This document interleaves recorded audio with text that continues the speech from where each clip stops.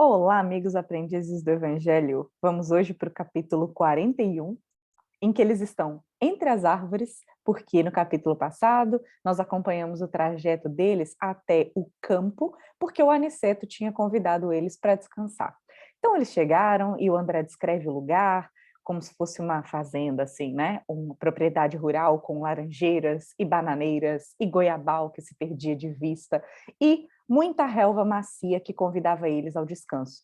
E o Aniceto já começou explicando que, apesar de os desencarnados não cansarem tanto como nós aqui encarnados, eles também precisam de repouso. E, em geral, à noite, as atividades deles, dos desencarnados que estão ajudando na Terra, são muito intensas. Só um terço dos trabalhadores desencarnados que ficam aqui na Terra trabalham durante o dia. Olha que ensinamento interessante que o Aniceto deixa para a gente.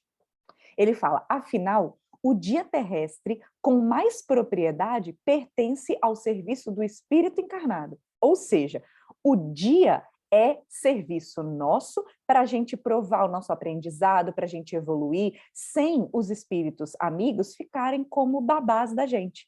Tem muita gente que pensa que o nosso mentor individual, por exemplo, não sai do nosso lado o tempo todo, fica como babá, tomando conta da gente, e não é assim. A nossa ligação espiritual, ela não se perde, mas ele não fica vigiando os nossos passos a todo tempo, não. Claro que depende muito do caso, mas aqui o Aniceto está dando uma visão geral. Ele diz assim, o homem deve aprender a agir testemunhando compreensão das leis divinas. Pelo menos durante um certo número de horas, deve estar mais só com as experiências que lhes dizem respeito. Ou seja, temos que ficar sozinho um pouco também. Ele compara, uma comparação muito bonita, o dia e a noite para nós como uma folha do livro da vida. Então, uma folha tem duas páginas, né? Frente e verso.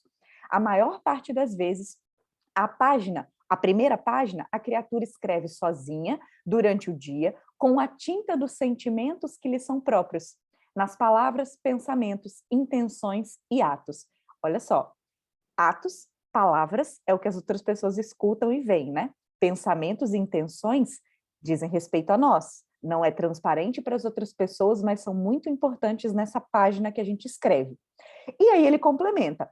No verso da página, no verso da folha, na segunda página, ele comenta, reflexão noturna é onde eles entram para ajudar a corrigir as lições e acertar as experiências quando o Senhor permite. Não só quando Deus permite, claro, né, dentro desse pacote também está quando a gente deixa essa ajuda chegar. Lembrando que a maçaneta do coração é por dentro, então a gente também tem que estar em condições para que os espíritos amigos nos auxiliem, e aqui a gente fica sabendo, mais uma vez, né, a importância de a gente se preparar para o momento do sono, porque é quando eles têm uma liberdade maior, um momento mais específico para atuar na nossa vida, para nos ajudar realmente a refletir sobre as nossas atitudes, sobre o que a gente precisa melhorar e tudo mais.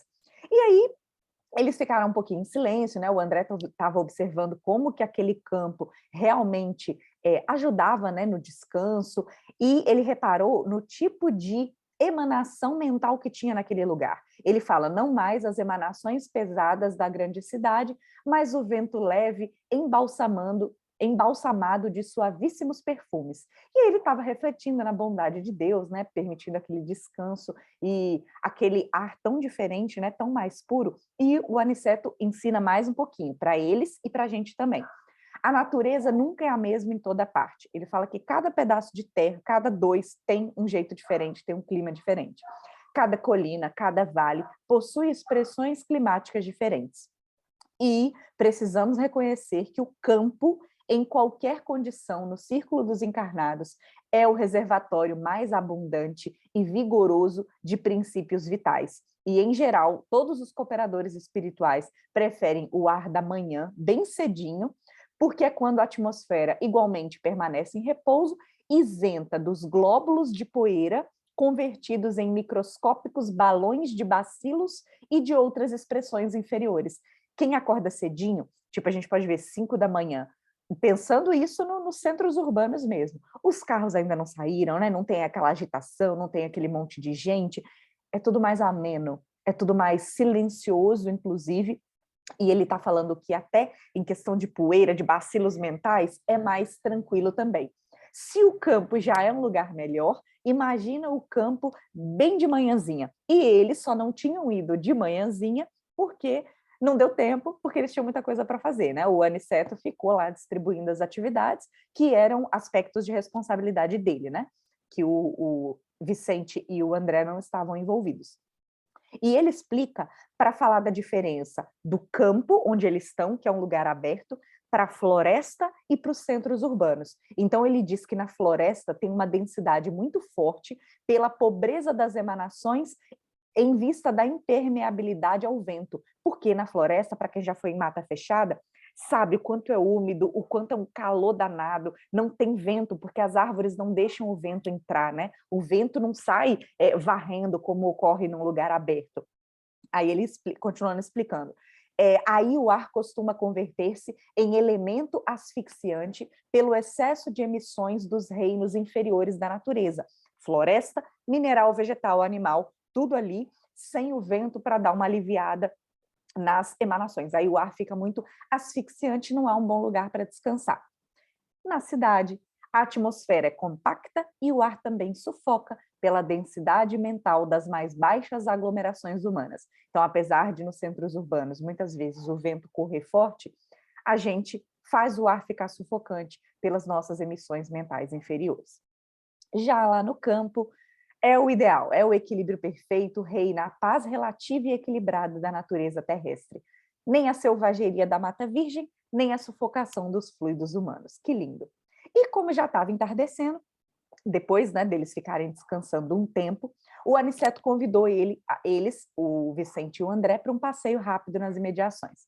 O André percebeu o quanto eles realmente tinham conseguido descansar, o quanto ele já se sentia revigorado.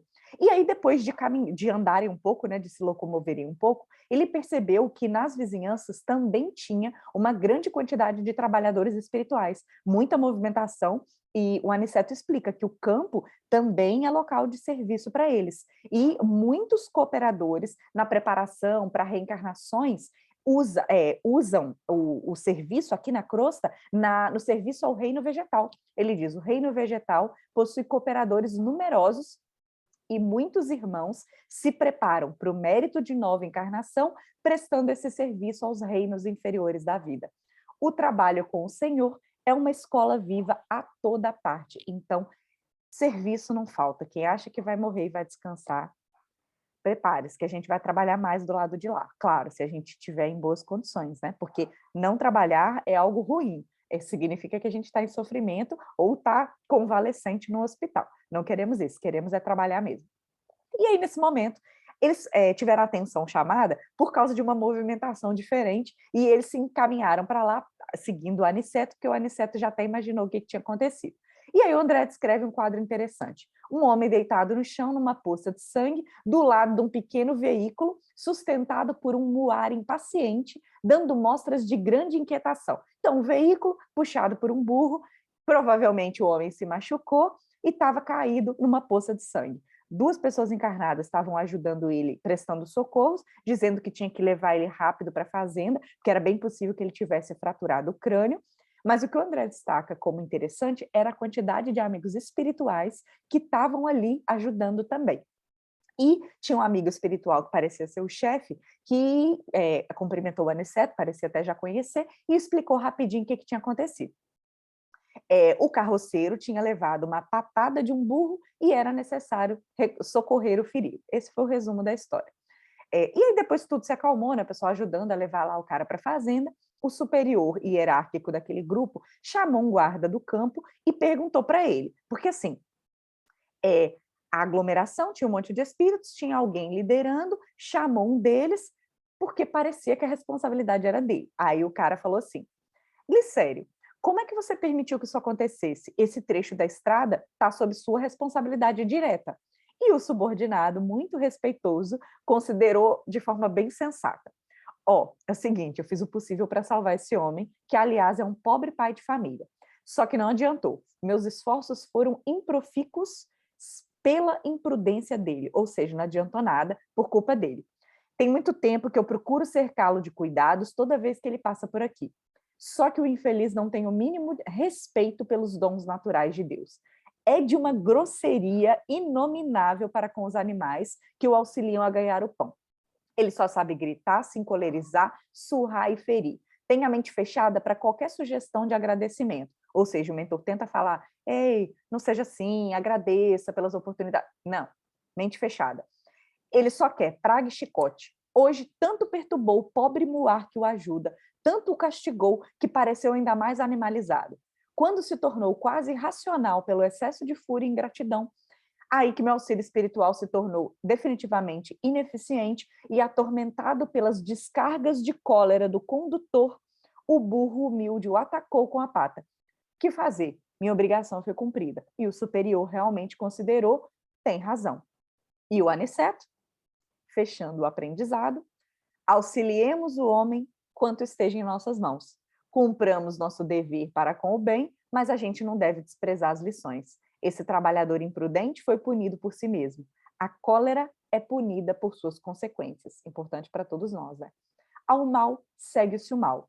Se os seres inferiores, nossos irmãos no grande lar da vida, nos fornecem os valores do serviço, devemos dar-lhes, por nossa vez, os valores da educação. E, ora, ninguém pode educar odiando, nem edificar algo de útil com a fúria e a brutalidade. Obviamente, ele está falando que, de forma alguma, a gente deve maltratar nem o reino animal, nem o reino vegetal, nem o reino mineral. A gente tem que ter um respeito enorme, porque o princípio inteligente estagia em todos esses reinos, estagia também no animal, que é puramente instinto, mas eles estão ali em processo educativo. Meus cachorrinhos aqui, por exemplo, logo, logo se tornarão espíritos, terão o sentimento agregado aos instintos e vão precisar que esses instintos sejam domados. Se a gente tem oportunidade de conviver com qualquer tipo de animal, que a gente use o nosso carinho para educá-los, né? Assim como os espíritos superiores nos ajudam a nós, mais inferiores, nos educarmos,